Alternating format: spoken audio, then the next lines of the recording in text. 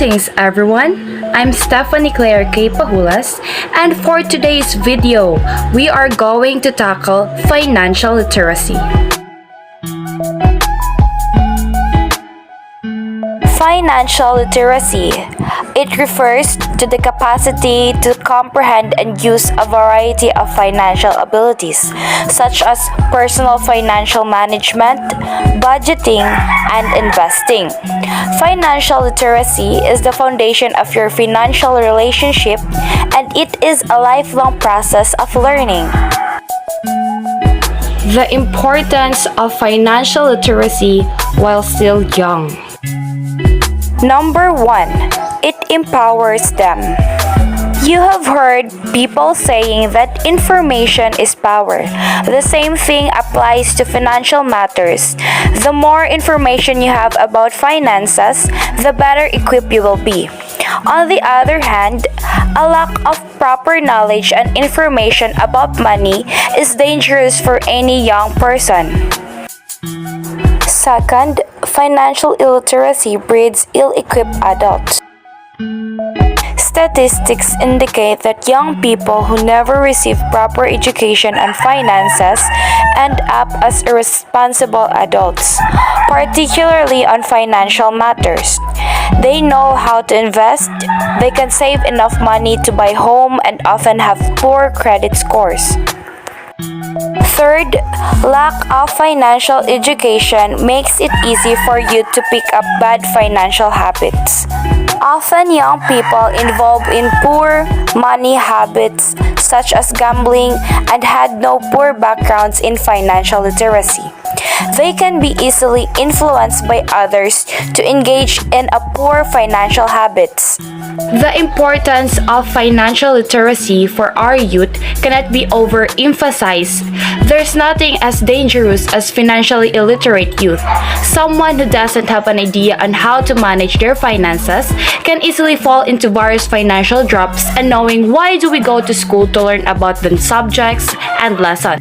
And the answer is to empower us in those respective areas. Now, let's talk about financial plan. A financial plan is a document containing a person's current money situation and long-term monetary goals, as well as strategies to achieve those goals. A financial plan may be created independently or with the help of certified financial planner. You may ask, how much is your salary? How much is your budget for food, water, electricity, and other expenses? Those are just the basic example why you are going to make a financial plan. So in making a financial plan, you must, number 1, calculate your net worth. Net worth equals what you own minus what you owe.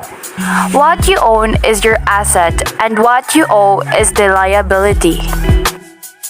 For example, your house is worth 200,000 pesos, your vehicle is worth 100,000 pesos, and your savings account is worth 10,000 pesos. So your total asset is 310,000 pesos. For liabilities, bank loans 100,000 pesos, electric bill 1,500 pesos, water bill is worth 600 pesos, and the total liabilities is 102,100 pesos. Now, we are going to subtract total assets, which is 300,000 pesos, and the total liabilities, which is 102,100 pesos, and your net worth would be 207,900 pesos. Second, determine cash flow. Cash flow is the net amount of cash equivalents being transferred into and out of a business or in your household. Cash received represent inflows, while money spent represent outflows. How you earn the money is what is considered as cash flow, and the example of it is your income or your salary or your investment. While how you spend the money is the cash outflow, and the example of it is your expenses. Third, considering your priorities.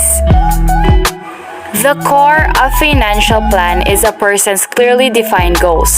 They may include funding a college education for children, buying a larger home, starting business, retiring on time, or leaving a legacy. However, a professional financial planner may be able to help you choose a detailed saving plan and specific investments that will help you tick them off one by one. 5 financial improvement strategies. First, identify your starting point. As a starting point, it is important to calculate your net worth, the difference between what you own and what you owe. To calculate your net worth, start by making a list of your assets and your liabilities.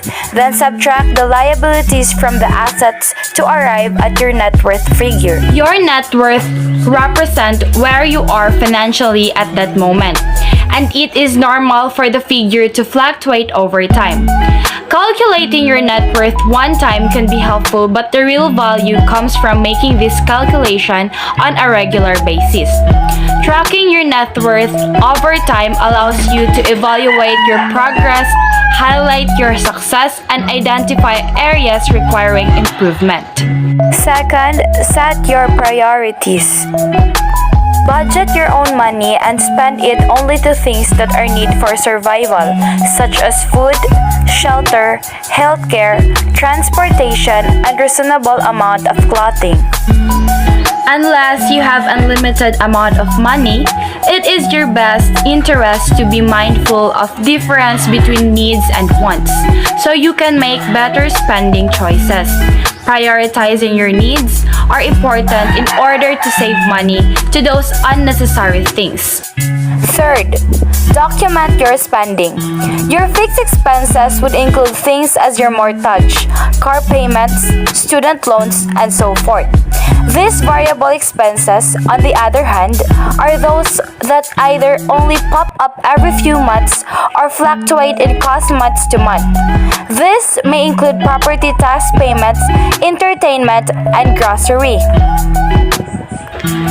As you implement your budget in your daily routine, it is important to track your expenses. Throughout the week, month, semester, or length of time your budget is at work. As you document your spending habits, you will be able to see which categories you spend most in, where you can cut basic, and how much money you should be saving. Fourth, lay down your debt. If you want to enjoy a financially secure future, one of the key is to free yourself of debt. While you are employed and earning a good income, create a realistic debt repayment plan so you can establish a clear timeline for paying off debt. Try taking care of the higher interest debt first. If you earn a little higher on some months, increase the amount you pay for these debts to speed up your timeline. Debt is a major obstacle to reaching financial goals, from everything to buying a home to retiring. Spending less and saving more are worthy goals. Paying down debt, however, is the key to success. Fifth, secure your financial future. This is one of the best ways to ensure your protection. You must have savings account so that in case something unfortunate happens, then you can make use of that fund. No matter what, you must have emergency funds to cover your expenses. In this way, you will have enough money in the need of the hour. Financial goal planning and setting. A. Time horizon.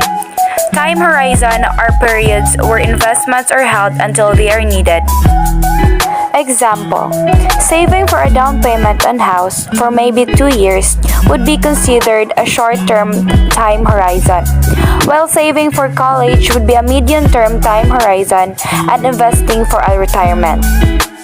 Next is letter B, which is risk tolerance. Risk tolerance is the degree of variability in investment returns that an investor is willing to withstand in their financial planning. Risk tolerance is an important component in investing. You should have a realistic understanding of your ability and willingness to stomach large swings in the value of your investments. If you take on too much risk, you might panic and sell at the wrong time. Risk tolerance is often associated with age, although that is not the only determining factor. However, in a general sense, people who are younger and have a longer time horizon are often able to and are encouraged to take on greater risks than people older with a short-term time horizon. Greater risk tolerance is often synonymous with equities and equity funds and ETF, while lower risk tolerance is often associated with bonds, bond funds, and ETFs, but age itself shouldn't determine as a switch in asset classes. Those with a higher net worth and more disposable income can also typically afford to take greater risk with their investments. Letter C. Liquidity needs. Liquidity needs simply refer to how much readily accessible money you need to cover your regular expenses, upcoming purchase, and/or emergency spending. Everybody has invested goals in their life, from old age of saving from rainy day of affordable retirement manage. Funds offer a long-term investment strategy that can help you achieve specific goals. Your choice of fund should reflect the type of life event that you style are planning for. It is investment style will better meet the returns you can expect over differing time scales. The three most common types of investment goals are retirement planning or property purchase over very long term, like 15 years or more. Life events such as school fees over the medium term, 10 to 15 years.